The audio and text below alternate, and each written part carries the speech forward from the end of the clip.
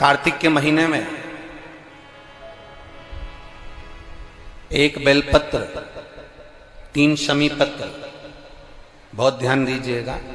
कार्तिक के महीने में एक बेलपत्र, 3 शमी पत्र।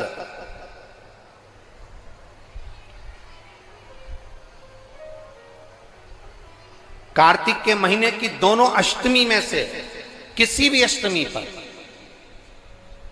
चाहे उजाले की हो चाहे अंधेरे की, शुक्ल पक्ष की हो चाहे कृष्ण पक्ष की, एक बेलपत्र, 3 शमी पत्र, आप कभी दिल से, कभी मौका मिले हृदय से, दामोदर मास में, कार्तिक मास में अशोक सुंदरी वाली जगह का स्पर्श कर कर भगवान शंकर के शिवलिंग पर एक बार समर्पित कर कर देखना, और दूसरे वर्ष इंतजार करना कि तुमने कार्तिक महीने में अष्टमी के दिन बाबा को शमी पत्र बेलपत्र दिया था, क्या बाबा ने तेरे घर में धन और वैभव दिया कि नहीं दिया? जो स्थिति में गाड़ी चल रही थी वो स्थिति की गाड़ी तेरी पार हुई कि ना हुई?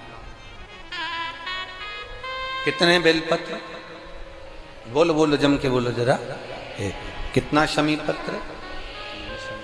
एक बेलपत्र, 3 शमी पत्र का।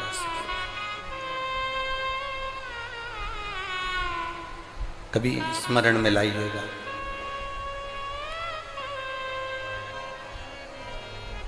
बस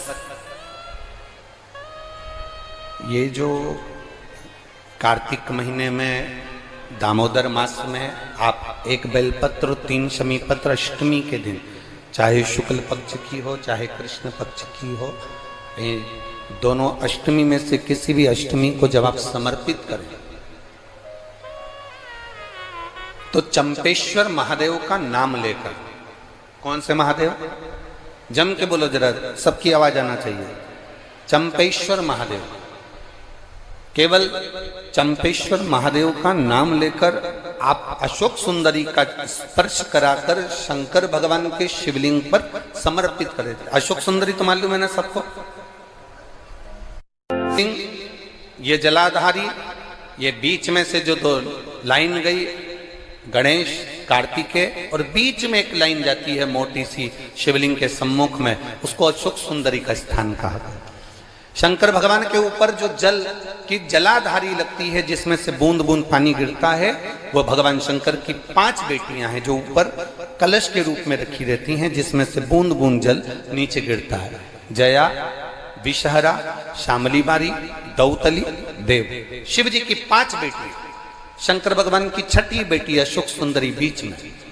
जब आप बेलपत्र 1, शमी पत्र 3, चंपेश्वर महादेव का नाम लेकर अशोक सुंदरी का स्पर्श कराकर भगवान शंकर को जब आप समर्पित करेंगे इस कार्तिक महीने में, दामोदर मास में, अष्टमी तिथि के दिन, चाहे वो शुक्ल पक्ष की हो चाहे वो कृष्ण पक्ष की हो, अष्टमी तिथि को अगर समर्पित करते हैं तो आप वर्ष भर में इंतजार कर कर जरूर बताना कि तुम साल भर पहले जितना कमाते थे, वर्ष भर पहले तुम जो व्यापार व्यवसाय कर रहे थे, साल भर से जो नौकरी के लिए प्रयास कर रहे थे, उसमें सफलता आपको अगले वर्ष की दामोदर मास आने से पहले मिली कि नहीं मिली, वो स्मरण आपके भीतर होना चाहिए।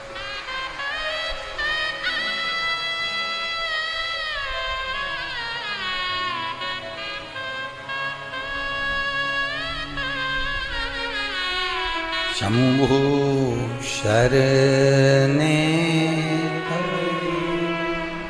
मांगो घड़ी रे, दुख काटो दया करने दर्शन।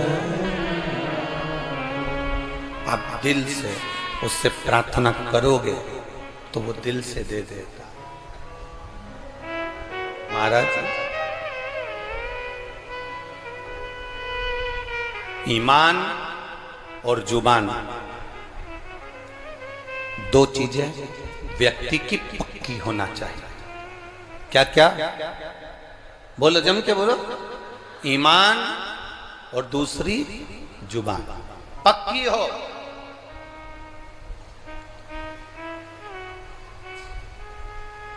आप दिल से आप बाबा का भजन कर कर देखो, आप दिल से बाबा का स्मरण कर कर देखो। एक पत्र आया है,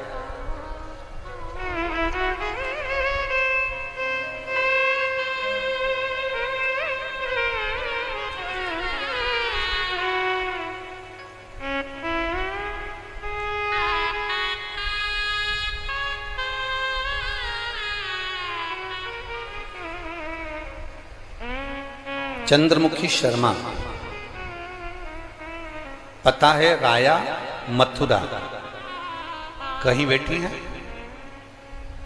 हाथ हिला सकती हैं, अगर कहीं बैठी हो तो हाथ हिलाइए। आप ही हैं? दोनों हाथ हिला दो एक बार। हाँ हिलाइए दोनों हाथ, ठीक है। एक बार वापिस हाथ हिला दो। चंद्रमुखी शर्मा, राया मथुरा से रहने वाली हूं गुरुजी। बाबा का मैं क्या गुणगान करूं। मेरी बेटी मुस्कान कई सालों से नौकरी की तैयारी कर रही थी कि सरकारी नौकरी मिले, पर नहीं मिली। आखिरी में हताश होकर वो मंदिर जाना भी छोड़ी, भगवान का भजन करना भी छोड़ी। तब एक बार टीवी पर हमने कथा सुनी, और कथा सुनकर हमारी बेटी से कहा कि देख, वो महाराज सियोर वाला कहता है कि शिव जी को एक लोटा जल चढ़ाना चाहिए। मां, हम ब्रज की रज में रहते हैं, ठाकुर जी का भजन करते हैं, शिव को जल चढ़ाने का बाबा कह रहे हैं। मैंने अपनी बेटी से कहा, कृष्ण और शिव में कोई अंतर नहीं है। कृष्ण जब तक नहीं मिलते जब तक शंकर की भक्ति ना हो, और शंकर जब तक नहीं मिलते जब तक कृष्ण की भक्ति ना हो। ये दोनों का मिलना सरल नहीं है। मैंने कहा, जब टीवी पर बाबा कह रहे हैं, सियोर वाला महाराज कह रहे हैं कि एक लोटा जल सारी समस्या का हल, तो जड़ा चढ़ाने में जाता क्या है। मां 7 वर्ष से नौकरी की तैयारी कर रही हूं पर नहीं मिली, तो मुझे नहीं लगता कि मिलेगी, पर तुम कहती हो तो मैं शंकर जी को जल चढ़ाना प्रारंभ करती हूँ। शिव जी को जल चढ़ाना चालू करा मेरी बेटी मुस्कान शर्मा ने। और बाबा का मैं क्या वर्णन करूं गुरुदेव। मेरी बेटी ने एग्जाम दिया और बाबा की कृपा से उसका इंडियन नेवी में हो गया। मैं बाबा को यहाँ प्रणाम करने के लिए आई हूँ। ये शिव तत्व है भक्ति, ओ घड़ी है शंभु। बैठिए बहन, हर हर महादेव। अर्थात शिव महापुराण की कथा कहती है, आपका विश्वास, आपकी भक्ति, आपकी दृढ़ता, आपका विचार जब दृढ़ नहीं होगा तब तक भगवान कैसे मिलेगा।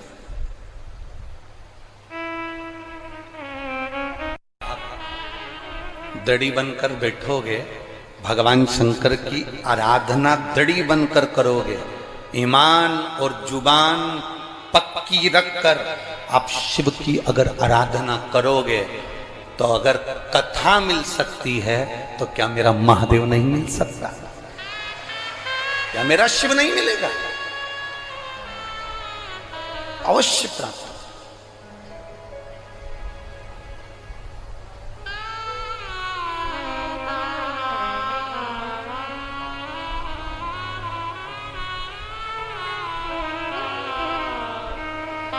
ब्रज की रज में लोग आते हैं तो पेड़ों में कान लगाकर सुनते हैं राधा का नाम मिल रहा है। ब्रज की रज में लोग आते हैं तो वृक्षों के कान लगाकर सुनते हैं कि बंसी की धुन मिल रही है। हम कहते हैं इतने खो जाओ परमात्मा में।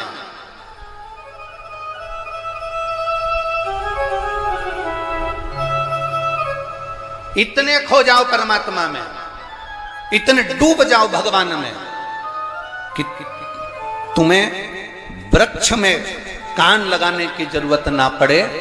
मेरा कृष्ण कन्हैया तुम जब चलो तो तुम में कान लगाकर तुम्हारे नजदीक में आकर खड़ा हो जाए, तो समझना कि ब्रज की रज में आना हमारा सार्थक हुआ।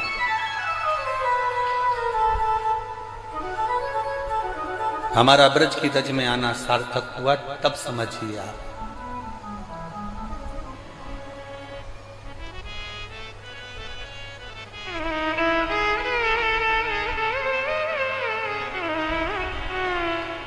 आप सब लोग ब्रज की रज में रहते हो, मीरा भगवान कृष्ण के पास जाती थी कि भगवान कृष्ण मीराबाई के यहाँ आते थे? बोलो जरा, उत्तर दो,